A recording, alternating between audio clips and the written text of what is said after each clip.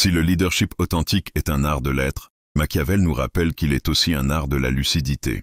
Dans Le Prince, il écrivait « Un homme qui veut en toutes circonstances faire profession de bonté court à sa perte au milieu de tant d'hommes qui ne sont pas bons. » Cette phrase, souvent mal comprise, ne prône pas la cruauté, elle invite à la sagesse réaliste.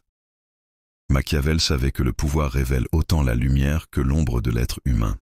Le leader, pour être authentique, ne peut ignorer cette dualité.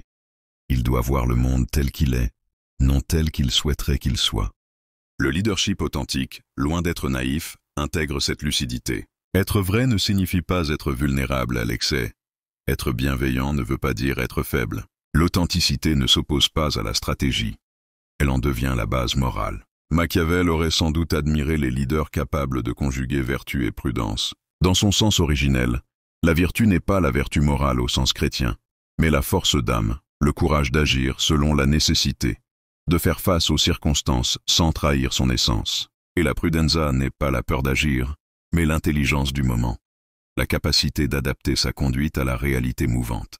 Ainsi, le leader authentique, selon une lecture moderne de Machiavel, serait celui qui voit clair sans devenir cynique, agit avec force sans devenir brutal, protège avec discernement sans devenir manipulateur, accepte les contraintes du réel tout en gardant le cap de ses valeurs.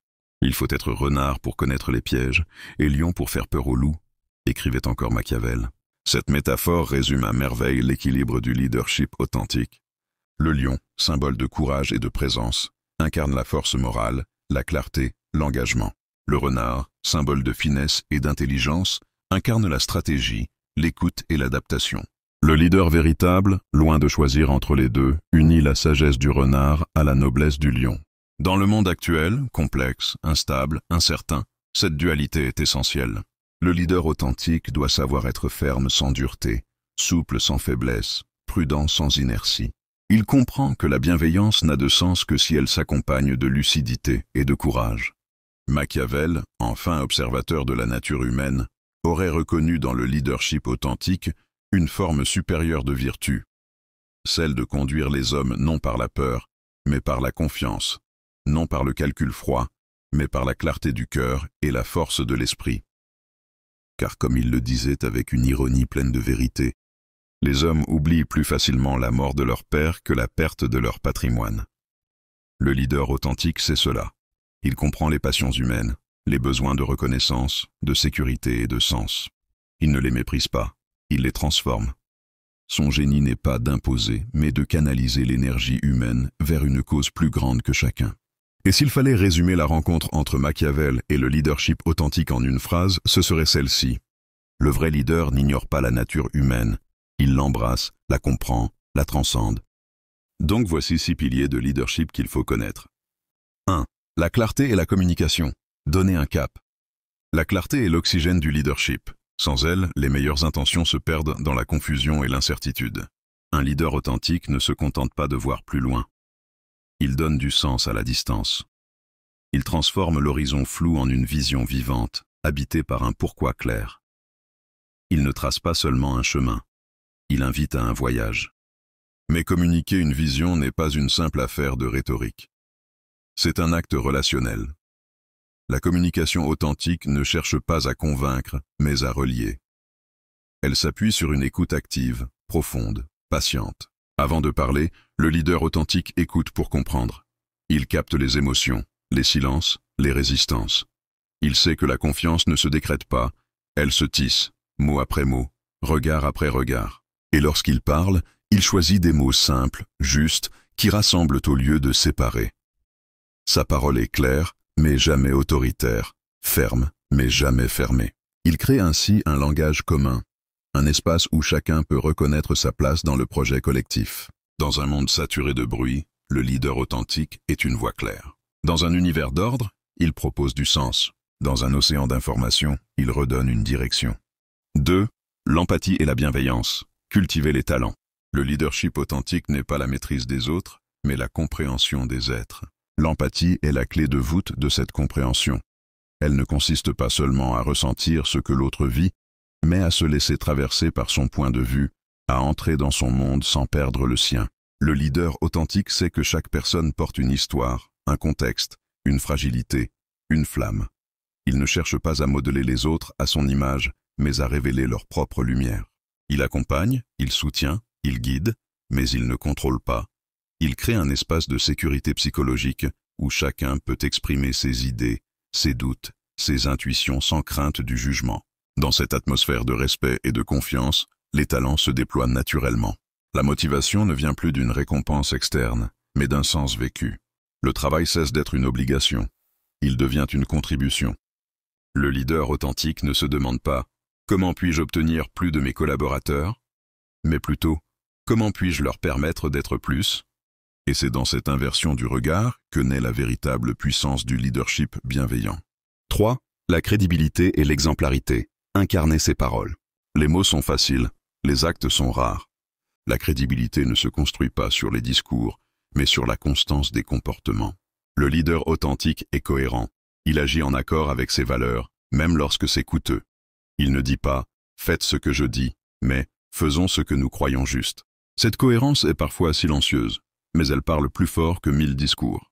Dans les moments de tension, on observe « agit-il selon ses principes ou selon sa peur ?» Et c'est dans ces moments de vérité que la confiance se gagne ou se perd. L'exemplarité, ici, ne signifie pas perfection morale, mais intégrité. C'est la capacité d'aligner ses paroles, ses émotions et ses décisions. C'est ce fil invisible entre la tête, le cœur et la main. Le leader authentique devient alors un repère. Pas un modèle à imiter, mais un miroir d'exigence. Il rappelle à chacun ce que signifie être vrai dans un monde de faux semblants. 4. La présence et la confiance en soi, la sérénité qui rassure. Il existe des leaders dont la seule présence apaise. Leur calme ne vient pas d'un détachement froid, mais d'une maîtrise de soi profondément enracinée. Cette confiance tranquille ne se proclame pas. Elle se ressent. Elle émane d'une paix intérieure patiemment construite, le fruit d'une maturité émotionnelle et d'un rapport apaisé à soi-même. Face à la pression, le leader authentique reste centré. Il écoute sans réagir à chaud, il parle sans élever la voix. Il inspire la confiance parce qu'il incarne l'équilibre. Sa force n'est pas dans le contrôle, mais dans la présence consciente. Il est là, pleinement, disponible, attentif. Et c'est cette qualité de présence qui devient contagieuse. En sa compagnie, les autres se sentent capables, valorisés, entendus. La sérénité du leader est un refuge. Sa confiance est un élan. Sa simple façon d'être devient un espace de sécurité et d'élan collectif. 5. La vision et l'inspiration. Raconter l'avenir. Le leadership authentique n'est pas une gestion du présent, mais une invitation vers un futur désirable. Un leader véritable ne manipule pas, il raconte une histoire. Il tisse un récit collectif où chacun devient un acteur du changement, un porteur de sens. Il parle au cœur avant de parler à la tête. Il sait que la raison convainc, mais que l'émotion mobilise. Et cette émotion, il la nourrit par une vision sincère, fondée sur des valeurs, non sur des slogans. Sa mission n'est pas de rallier des suiveurs, mais d'éveiller des consciences. Il ne cherche pas à imposer un rêve, mais à faire naître l'envie commune de le réaliser. Ainsi, son leadership devient une source d'inspiration, un souffle qui relie les volontés autour d'un sens partagé. Il ne conduit pas le changement par la peur, mais par la foi, cette foi lucide dans la capacité collective à créer du nouveau.